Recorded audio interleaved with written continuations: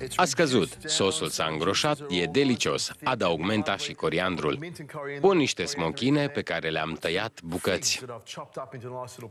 Frumos. Dar le-am luat partea de deasupra. Codițele. Codițele sunt foarte tari, le adaug în oală. Și storc niște zeamă de lămâie. Mai trebuie doar să amestec puțin și cred că e gata. Avem cușcușul de mai devreme, așa că îl pun aici. E un preparat în stil algerian sau marocan, specific Orientului Mijlociu. E minunat. Se face foarte ușor, nu?